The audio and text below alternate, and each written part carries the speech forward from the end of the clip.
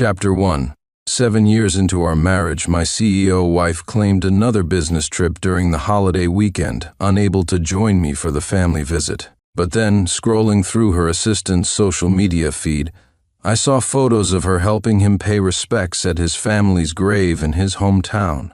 The caption read, "Mom and Dad really approve of their daughter-in-law. They even lit extra incense." I chuckled for a second, calmly liked the post and commented, "Respect. Best wishes." My colleagues, however, went wild. Private group chats buzzed with speculation about how I'd cause a scene at the office this time. My wife, Victoria Fairchild, called, her tone severe. "I know Ethan West is young and sometimes tactless, but you shouldn't have made a scene on his post. What will others at the company think? How can Ethan face his colleagues? And besides, Ethan has no family left. What's the big deal if I accompany him once? People like you, with happy families, just lack empathy. Delete your comment immediately, and unlike the post. Once the holiday weekend is over, I'll make time to go back with you." Listening to her make another empty promise, I gave a soft chuckle. No need. By the time the holiday weekend ended, our divorce certificate was finalized. 1. After Victoria hung up angrily, my phone pinged again with a notification, another social media update from her assistant Ethan West. It was a rambling essay apologizing for being edgy online and getting tagged, specifically mentioning me, just like the last post. A blatant provocation. Too bad Victoria couldn't see it. Or perhaps she could and simply chose to be biased. "No need to apologize, Assistant West. Everyone knows you were just joking." Does this essay mean CEO Fairchild's small-minded husband complained? Making a big deal out of nothing, typical of him. The comments section was a chorus of voices comforting Ethan while subtly painting me as petty. Many of these colleagues were people I had personally trained, yet now they were unanimously siding with Ethan. Understandable. It was all orchestrated by Victoria, after all.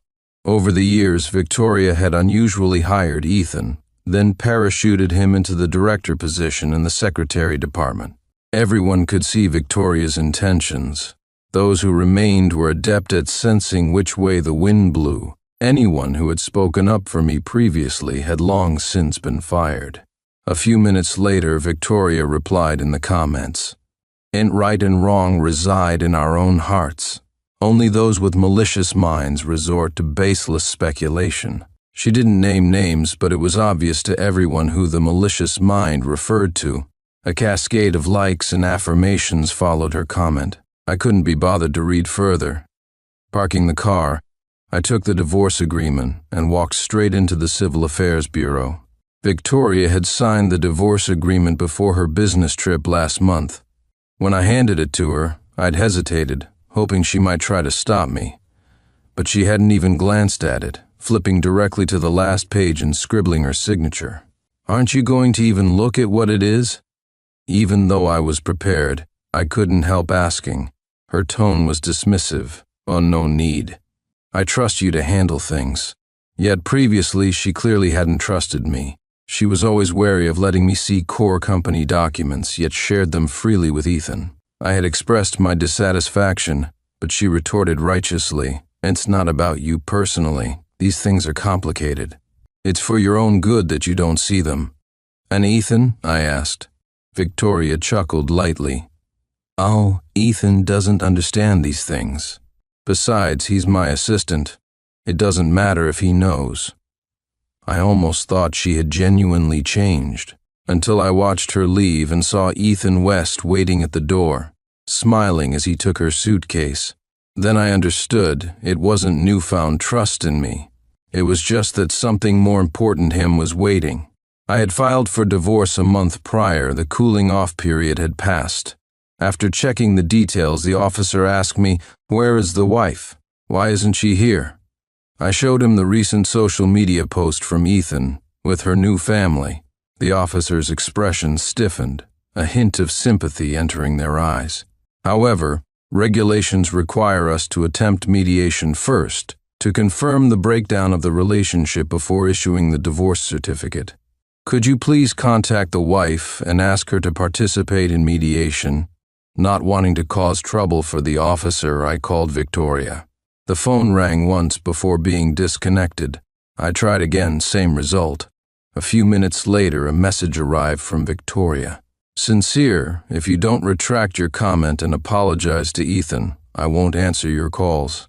Give it up. I knew this meant Victoria was giving me the cold shoulder. It had happened many times before. Whenever Ethan fed her some story, she wouldn't even investigate, simply demanding I apologize. If I didn't, she'd deliberately freeze me out. The worst time, during one such standoff, I suffered a heart attack from overworking and was rushed to the emergency room. When the doctor called her for consent, she told them that if I didn't apologize, I could just die. I relayed this to the officer, and at this point I asked, "Mediation seems rather unnecessary, don't you think?" The officer sighed, nodded helplessly, and took the divorce agreement to process. I sat on a bench in the Civil Affairs Bureau, waiting. Half an hour later, surprisingly, my phone rang. It was Victoria. "I heard you didn't come to work today." "Where are you?" Victoria's voice was icy. I didn't answer. Clearly, she didn't really care where I was. Hearing my silence, she continued in a cold tone. "According to company policy, unexcused absence during work hours means a deduction of 2 days' pay. Do you accept this?" "Come on, Victoria. Maybe Sincere had an emergency." Ethan's smooth voice interjected from her side before I could speak. Victoria snorted. What emergency could he have? Playing on his phone during work hours, scrolling social media, no apology, and now he skips work just because I criticized him. I couldn't help but laugh. I had co-founded the company with Victoria. In the early days, I worked past midnight every day on projects, securing hundreds of crucial contracts, big and small. I wasn't asking for gratitude, but I never expected her to dock my pay and bonuses for being a minute or two late. She claimed strict adherence to company rules was necessary. Yet Ethan could play on his phone right in front of her, post inappropriate things online, even skip work for a day or two. And Victoria wouldn't deduct a cent. She'd even make excuses for him. Once, lost in his own world, he missed a multi-million-dollar partnership meeting. Not only did Victoria not punish him, she comforted him afterward and shifted the blame onto me, complaining about issues with my project. "Sincere, do you admit you were wrong?" Victoria demanded coldly. I nodded. Yes, I was wrong. Wrong not to see her true colors sooner. Wrong to have compromised myself for so long just because I couldn't let go of a 7-year marriage. Victoria didn't let me finish. Hearing me admit fault, her mood clearly improved. And good that you know you were wrong. I'll waive the fine this time, but you need to make up for it. And sent you a project. Review it carefully and finish it before the holiday ends. As she spoke, a text alert sounded. I glanced at it, opened it. Predictably, it was another task Ethan had botched. Over the years, Victoria had often forced Ethan's messes onto me. Initially concerned for the company, I diligently salvaged the situations, enduring condescending looks from clients to complete the deals. But I later discovered that if things went well, the credit and bonus went to Ethan. If they failed, the blame and fines were mine, while the bonus still went to Ethan. I gave a derisive laugh and said calmly, "Sean can't handle it." "What did you say?" Perhaps shocked by my refusal this time, Victoria paused for half a second, instinctively about to lash out. I didn't give her the chance. I hung up. Just then the officer returned, handing me a signed form. "The paperwork has been submitted. Come back in 3 days to collect the divorce certificate." I nodded. 3 days. That would be the end of the holiday weekend. Victoria would probably be back by then. I wondered how she would feel seeing that certificate. 2. The first day of waiting, I went to the company to handle my resignation. While the HR officer was stamping the paperwork, I glanced at the photo wall displaying pictures from company team-building events. One caught my eye, Victoria smiling lovingly, feeding me a piece of barbecue. Someone had captured the moment. 6 years later, I could still recall the sweetness of that time. That was when Victoria had just decided to start her own business. As her husband, I unhesitatingly pooled all my savings and quit my high-paying job to support her venture. She was overjoyed and organized a weekend camping trip, introducing me to the rest of the team. We were newlyweds, and she seized every opportunity for public displays of affection, feeding me in front of everyone, kissing my cheek, drawing playful teasing from the crowd about how sickeningly sweet we were. Victoria loved this photo when it was taken. She had it framed and placed it in the center, the most prominent position. But now, times had changed. The center spot was occupied by a picture of her and Ethan drinking from intertwined arms at the company gala. Our photo was crammed into the farthest corner. I had to search for it just now. After a moment's thought, I reached up and took the photo down. The HR officer happened to see this. She started to object, then saw the photo and swallowed her words, likely thinking that if Victoria didn't care about me anymore, she certainly wouldn't care about this old picture. Your resignation is processed. Complete the handover and you can leave. The HR officer tossed a form onto the desk. I blinked, surprised. So quickly? Victoria signed off already? I wasn't thinking much when I asked, just that Victoria rarely checked her phone immediately, and the normal process usually took a couple of hours, especially since she was still in Ethan's hometown. I hadn't expected it to be so fast. CEO Fairchild approved it instantly. The HR officer smirked at me. What, having second thoughts already? Oh no, actually relieved. It saved a lot of hassle. The HR officer clearly didn't believe me, giving me a skeptical look and a cold snort. It was a small company, news traveled fast. Soon the whole department knew my bluff had been called, that I'd actually managed to get myself terminated. Everyone was waiting to watch the drama unfold. I didn't bother explaining. After handing over my work, I gathered my belongings, ready to leave. A few colleagues exchanged glances. One deliberately stuck out his foot, while another sneakily aimed his phone camera, preparing to capture a photo of me falling flat on my face. Fortunately, I was used to their petty tricks. Pretending not to notice, I walked towards the colleague with the outstretched foot and then brought my own foot down hard on his. Ignoring the howls of pain and the accompanying curses, I walked out the door feeling rather pleased. The second day of waiting, I listed the apartment with a real estate agent. It was an off-plan property I had bought when we first got married, paying in full with money borrowed from my parents. Victoria said she didn't have money, and I didn't press her. I handled all the renovations and appliances myself. When it came time to finalize the deed, I still intended to add her name. But shortly before signing, something happened. Ethan West had been parachuted into the company. Victoria, behind my back, had transferred the car, which I had paid for in full, but was registered in her name to Ethan for a ridiculously low price. When I found out, Victoria's attitude was casual. Ethan's all alone in this city, with no family support. He's quite pitiful. He lives far away, too. Giving him the car helps his commute and allows him to contribute more profit to the company. Besides, she added, and it was a gift from you to me. How I dispose of it is my freedom, right? I was furious. After much thought, when finalizing the house deed, I crossed out her name. Victoria threw a massive tantrum over this. The conflict ended only after she charged tens of thousands of dollars to my card. Thinking back now, I truly was a fool. Because I needed a quick sale, I listed the apartment at a relatively low price. Within half a day, 5 or 6 potential buyers viewed it, and I successfully negotiated a deal. However, due to recent development in the area, even the low price meant the property had nearly doubled in value since I bought it, netting me a profit of well over $1 million. I was very satisfied, happily signed the sales contract, and arranged the handover date. The third and final day of waiting, I smoothly collected my divorce certificate with Victoria from the Civil Affairs Bureau. At the same time, I saw a stream of over a dozen social media posts from Ethan. revealing that Victoria had been having a wonderful time in his hometown.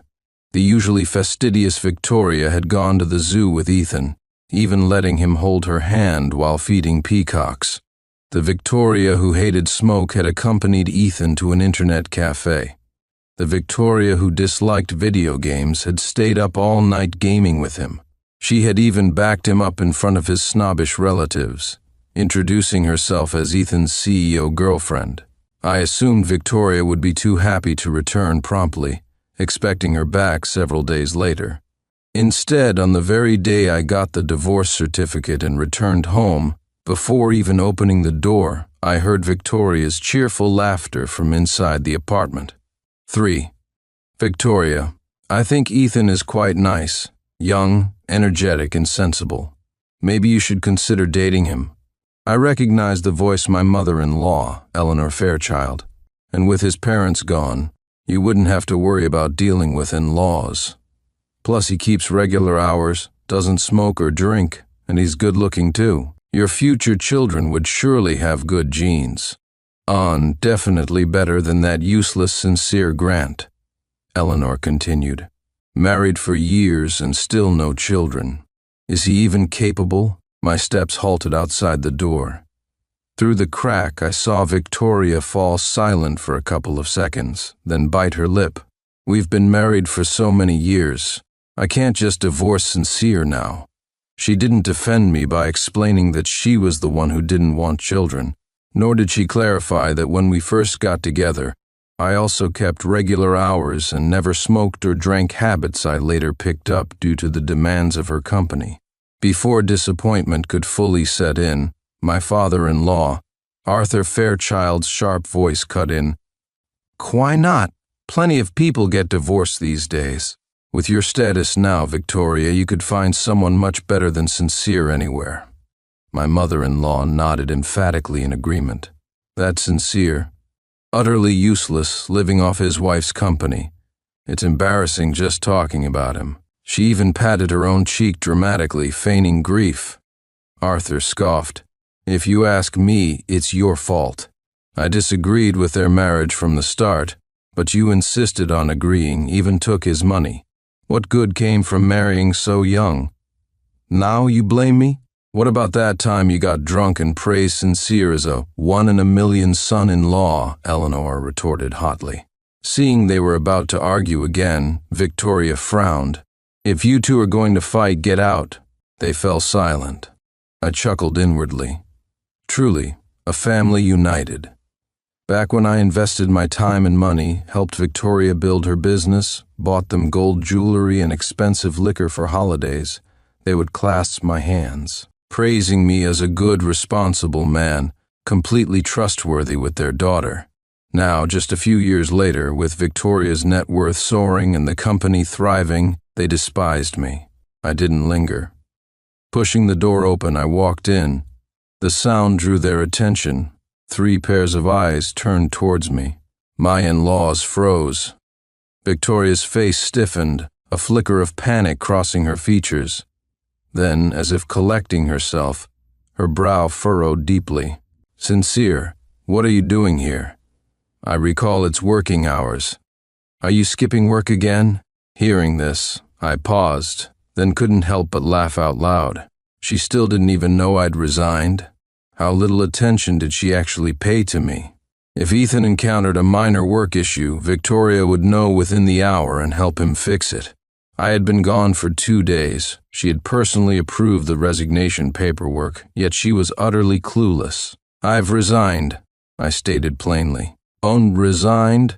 Victoria's frown deepened. Arthur, however, seemed to grasp something, his face flushing, mustache bristling. Sincere, are you crazy? Resigning now, leaving the company solely to Victoria. What kind of man are you? Eleanor also caught on. So, leeching off my daughter wasn't enough. Now you're trying to play hardball after quitting? Have you no shame? I ignored them, my gaze fixed on Victoria. As expected, she showed no interest in why I resigned. She just shot me a disdainful glance and said, Sincere, let me be clear. You can resign, but I won't support you. You'll have to fend for yourself from now on." Her words made me laugh. Just as I was about to respond, Ethan West emerged briskly from the adjacent bedroom. "Sister Victoria, what's going on? Did I just hear Brother Sincere resigned?" Using the somewhat formal mocking Brother Sincere from the mapping here to reflect the original tone. Let's reevaluate in English. An assistant calling his boss's ex Brother Sincere sounds very strange unless overtly sarcastic. Let's make it sound concerned but undermining. "Victoria, what's this? Did I hear Sincere resigned?" Perhaps because I was already prepared, seeing Ethan didn't surprise me. Instead, I felt a sense of course, a kind of resigned clarity. Victoria's eyes flickered strangely for a moment. Ethan lives too far from the airport. He was exhausted these past few days, so I let him rest here first. "Yeah, Sincere, sorry for intruding," Ethan chimed in smoothly. "I know you're angry with me. As an apology, I brought some gifts this time. I hope you'll be the bigger person and not hold a grudge against me." With that, Ethan produced a bag of fruit from behind him and offered it to me. I glanced at it. One apple bore the character for joy, identical to the ones I'd seen in his social media post from the grave offerings. I found it amusing. "Do you normally give people gifts meant for the dead? Sincere, must you be so crude?" Victoria immediately snapped. "What meant for the dead? These were specially chosen for you by Ethan." Ethan stepped forward comfortingly, lightly patting her back, his voice laced with grievance. "Victoria, don't be angry. It's understandable if Sincere doesn't like what I brought. It's just my fault. I come from a poor family. Actually, I wanted to get Sincere something expensive. But why give him anything? A snob like him doesn't deserve it." Eleanor glared at me, then took the fruit from Ethan with a warm smile. "Don't worry. Auntie loves your gift. Auntie will take it." Very sweet," Arthur added coldly. "Sincere, let's be frank. You're not the man you used to be. You're no longer worthy of Victoria. You should divorce her sooner rather than later." A sly glint flickered in Ethan's eyes, quickly replaced by a look of regret. "Uncle, Auntie, how can you say that? Sincere and Victoria are such a good match. It would be such a shame to divorce. Victoria, say something." Victoria took a deep breath and walked up to me. "Sincere, you have indeed gone too far recently. But we've been married 7 years and I'm not insisting on divorce. Since you apologize to Ethan and then let Ethan borrow this apartment. No need." I anticipated what she was about to say and cut her off smoothly. Holding the divorce certificate out to her, I stated, "And we are already divorced." Chapter 2. 4. Victoria froze. Arthur and Eleanor stood rigid. Ethan was the first to react, taking the certificate. He glanced at it, and a flash of delight crossed his face, quickly masked by dismay. Yet his words were full of regret. "Sincere, how could you be so impulsive? Since you and Victoria were married for 7 years, how could you just divorce like that? You should have tried talking to Victoria properly. Maybe things wouldn't have reached this point." Arthur and Eleanor snapped back to reality, looking eagerly at Victoria. "Victoria, you're already divorced? Why didn't you tell us? Was this meant to be a surprise?" Victoria shook her head then, as if belatedly realizing something, her expression turned thunderous. "Sincere, is there any point in faking a divorce certificate? And I certainly don't recall signing any divorce agreement with you." "You did sign one," I reminded her. "The one I handed you before your trip a month ago. The contract you didn't read. Do you need me to show it to you?" Victoria's face changed again. Seemingly understanding that I wouldn't lie about something like this, Victoria didn't demand verification. Her face darkened as if ice was forming. "What tricked me into signing a divorce agreement?" Strangely, she didn't seem as happy as I would have expected, but I quickly understood why. Eleanor smiled reassuringly at her. "It doesn't matter, Victoria. Signed is signed, divorced is divorced. He's the one who initiated it. So it's not the issue, Auntie," Ethan interjected, his dark eyes darting around. The agreement likely dictates the division of assets. With Victoria's current net worth, even half would be enough for a normal person to live comfortably for a lifetime. What if he wrote that Victoria gets nothing? Arthur and Eleanor seemed to understand Ethan's implication. One bristled with indignation. The other pointed a finger at my nose. "And Sincere, you useless waste using such despicable tactics. Aren't you disgusted with yourself? Let me tell you, obediently return the assets to Victoria, or we'll sue you into bankruptcy." Like Victoria, they didn't even bother to ascertain the facts before believing Ethan, assuming I would cheat Victoria.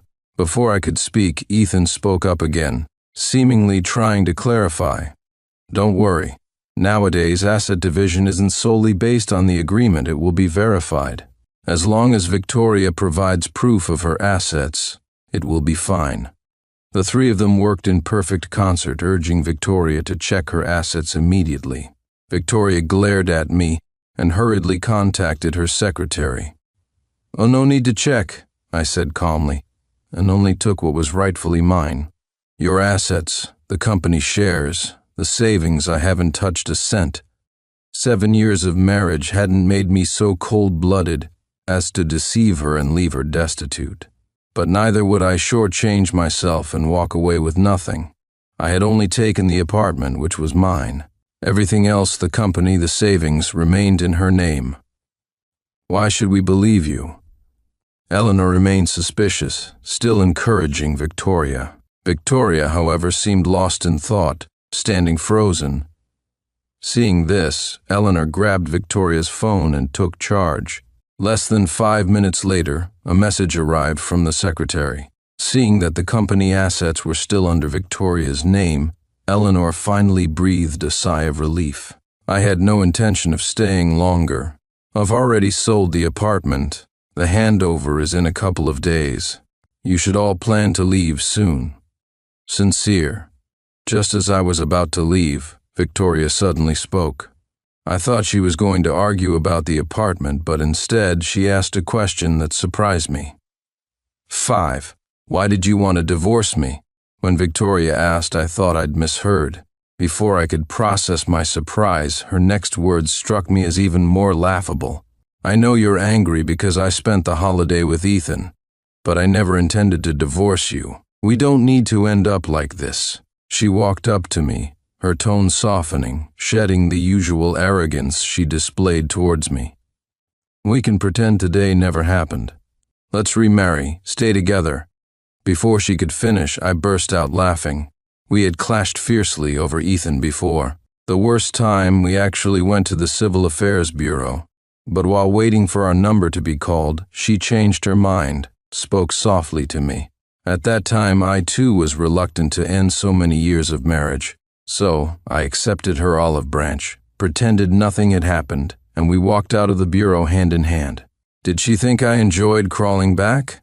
Still, I didn't quite understand. Didn't she want to be with Ethan? Why was she suddenly against the divorce? Seeing my silence, Victoria likely assumed I was regretting it again, just like before.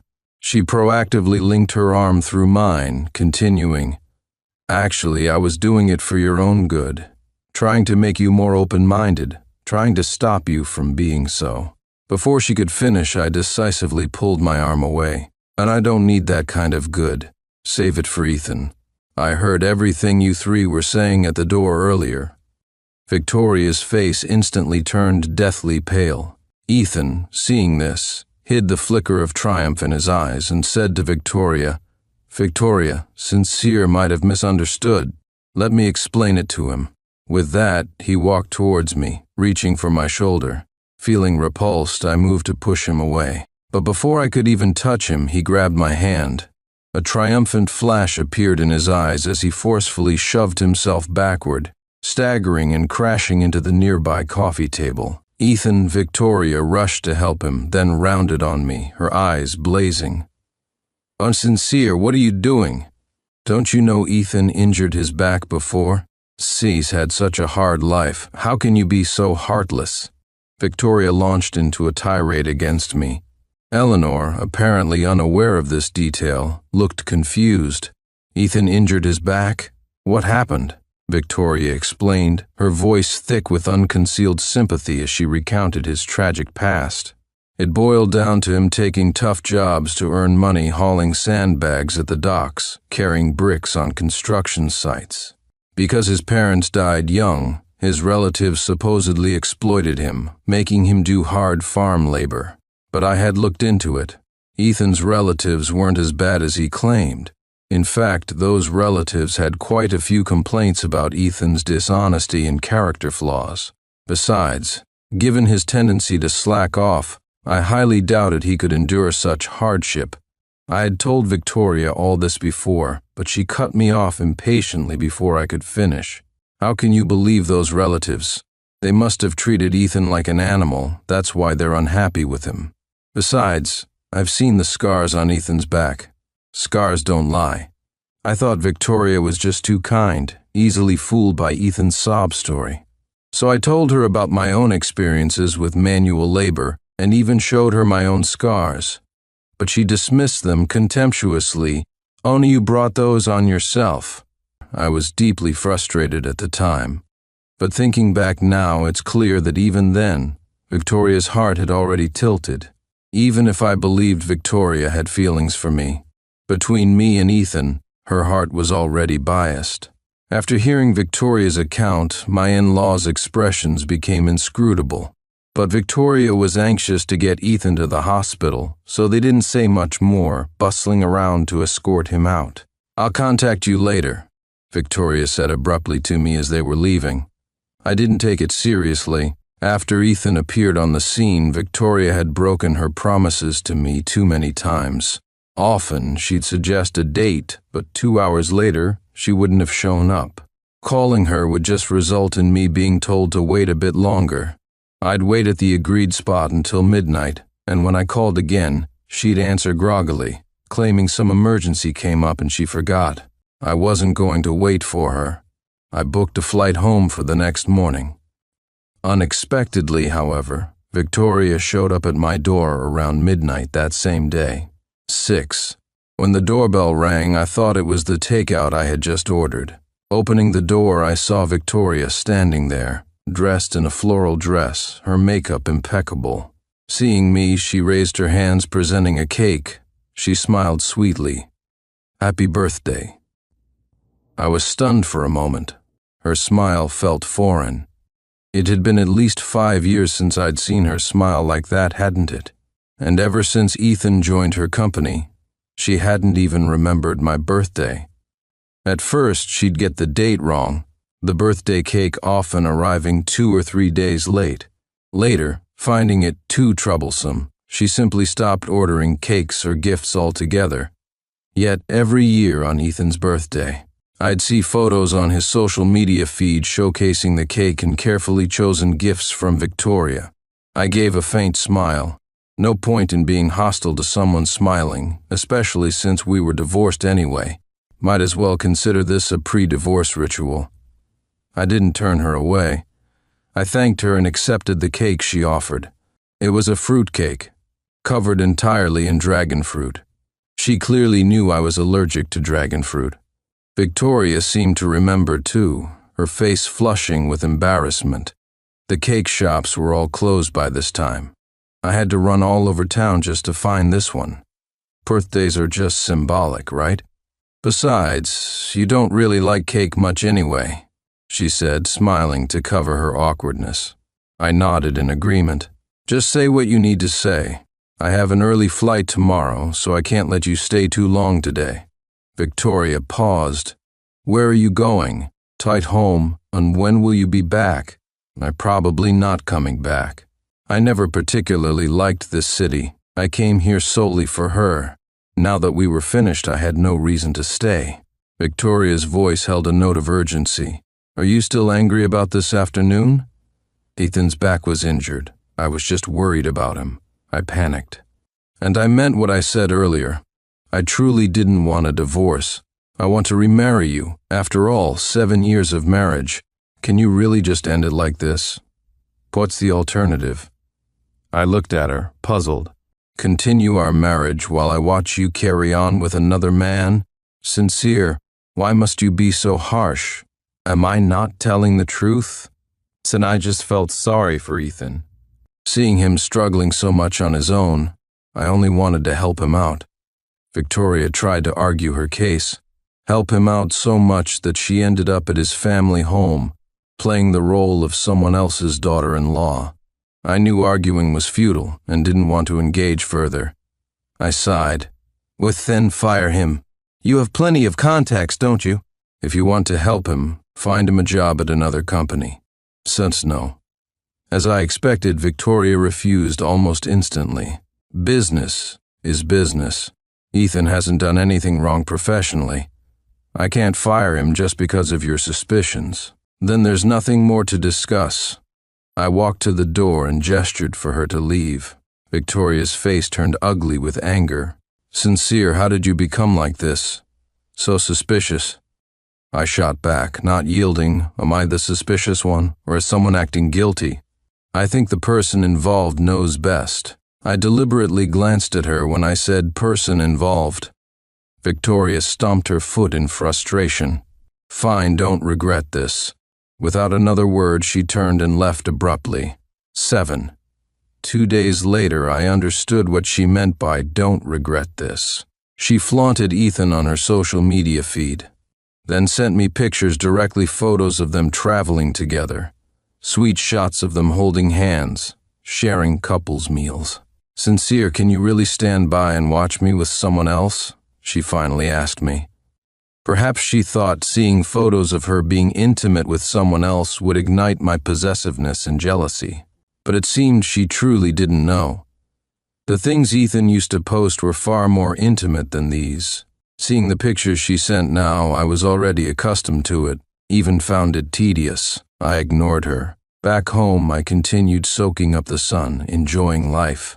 When I was with Victoria, I had to work, pick her up and drop her off, chauffeur her to and from social engagements, clean up after her when she got sick from drinking, manage the household chores, and constantly be summoned to handle Ethan's work problems. I was busy from dawn till dusk, and whenever I wanted to rest, she would wheedle and coax, asking me to think about her. I had thought about her far too much.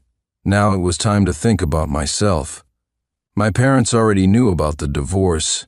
Ever since Ethan arrived, Victoria hadn't visited my home much anyway, and some of her past actions had hurt my parents deeply. Regarding the divorce, my parents told me they would support whatever decision I made. Perhaps seeing my lack of response, Victoria eventually went silent. I assumed our paths, like intersecting lines, would diverge further and further after crossing, never to connect again. Who knew that one day I would receive another call from Victoria? At that moment, I was on a piece of land at my grandmother's place, drenched in sweat, doing farm work. As an only child raised comfortably, I couldn't originally tell seedlings from weeds. But shortly after marrying Victoria years ago, I started going to her hometown during the busy farming seasons to help out, and thus learned. Seeing Victoria's name on the caller ID, I intended to hang up, but a drop of sweat happened to land on the answer button on my phone screen. Sincere, it's been a month. Your anger should have cooled by now, right? Victoria's voice came through as soon as the call connected. I wiped the sweat from my brow. What anger! Realization dawned, and I laughed. You think I divorced you in a fit of pique? Didn't you? I was amused. Just as I was about to respond, Ethan's voice came from the other end. Victoria, who's on the phone? Hearing him, I proactively and considerately ended the call. I didn't dwell on the phone call, but unexpectedly, a few days later, Victoria actually showed up. 8. She had lost weight. Dressed in a flowing white dress, her makeup was, as always, impeccable. But for some reason, she still looked somewhat haggard. My parents, as they always did, laid out her favorite fruits and snacks in front of her, welcoming her warmly. What are you doing here? I asked, surprised, when I got home. Seeing my parents quickly finding excuses to leave the room, I belatedly realized Victoria must have come hoping to use them as mediators. My parents respect my decisions. You don't need to waste your effort, I told Victoria directly. And besides, everyone has seen your priorities these past years, and you know it too. You understand better than anyone whether I would remarry you or not. Victoria had clearly met resistance from my parents earlier, as her expression wasn't pleasant. Fine, I admit it, I made mistakes these past years, but I know I was wrong now. All this time, all I think about is you. You're the one I love most. Maybe you don't care about our 7 years of marriage, but I'm not that heartless. Victoria covered her face and began to cry. Every night I think of you. Do you know how much pain I'm in? Sincere, I kicked Ethan out. Let's remarry, please. Okay? I watched her, vulnerable and sobbing uncontrollably. Her tears used to break my heart. Seeing her cry, I would agree to anything she asked, but now I just felt bored. No need, it's too late. Whether you still love me or not, I don't love you anymore. Please leave. I gestured towards the door, asking her to leave. Victoria didn't move. Don't go back, it's late. Ethan might worry about you. I mentioned Ethan, thinking it might provoke a reaction. Instead, she cried even harder. Ethan deceived me. He wasn't what he seemed at all. He embezzled company funds. By the time I found out there was a huge financial hole, I've already reported him to the police. I'm pressing charges. I never thought he was that kind of person. He was the one who approved your resignation using my phone. I also looked at his phone and found his previous chat history with you. Sincere, I didn't realize he was deliberately driving a wedge between us. If only I'd found out sooner, or if you had told me earlier. She choked back a sob. I finished her thought. Even if I had told you earlier, you wouldn't have believed me, would you? 9. You saw Ethan as the underdog needing help, and at the same time, you saw me as jealous. So even if I had told you, you would have just thought I was throwing a tantrum trying to get you to kick him out. I laid out her mindset calmly. Victoria tried to argue. I cut her off directly. Unshy told you about his numerous mistakes at work, didn't I? I warned you about his intentions towards you many times. Did you believe me? Don't tell me you believed me. If you truly had, things wouldn't have ended up like this. Victoria was speechless. I continued, You know perfectly well everything I did for you for the company over the years. He signed off on my resignation, yes, but if you had valued me at all in the company, my resignation wouldn't have even passed the first hurdle. If you hadn't been so eager to travel abroad with him, if you could have spared 2 minutes to actually read the divorce agreement I gave you, this divorce wouldn't have gone through so smoothly. Victoria, you stopped loving me. Even without Ethan West, there would have been an Evan Smith, a John Brown. Being married to you is exhausting. I don't have the energy to love you anymore. With every sentence I spoke, the color drained further from Victoria's face. By the end, she was utterly silent, covering her face, crying without making a sound. I simply watched her coldly until she finished crying and stumbled towards the exit. Halfway there, she seemed to remember something, turned back, her voice hoarse. Promise I won't bother you again. But, can I have the photo? Which photo? The one from the team building event, the one of us. I remembered the faded photo, squeezed into the corner of the photo wall, already yellowing. My tone was flat, and I burned it. The day I came home. You're asking too late. I looked at her. I saw the distinct loss, pain, and regret in her eyes. After a couple of minutes of silence, she finally turned and walked slowly down the steps. Her slender figure soon disappeared into the night. I knew we wouldn't meet again, but I didn't expect that to be our final farewell. After Victoria returned, Ethan, learning he was facing prison time, frantically sought her out again, begging her to spare him. But this time, Victoria was firm, insisting on pressing charges. During the ensuing struggle, Ethan accidentally pushed her off the balcony. 19 floors. She died instantly. Ethan West was prosecuted. Ultimately convicted on multiple charges including accidental homicide manslaughter, he was sentenced to 20 years in prison. After Victoria's death, my former father-in-law, Arthur, tried to take control of the company. However, during the liquidation process, it was discovered that due to Ethan's embezzlement, the company was actually millions in debt under Victoria's name. The shock triggered a fatal heart attack at her funeral. Resuscitation efforts failed. My former mother-in-law, Eleanor, suffered a severe breakdown from the double blow. Her hair turned white overnight, and she began experiencing intermittent psychosis. No one ever saw her again after that. By the time I heard the news, I had already arranged passports for my parents' overseas trip and planned a long, spontaneous journey for myself. Life is long, yet fleeting. My future is boundless and bright. End.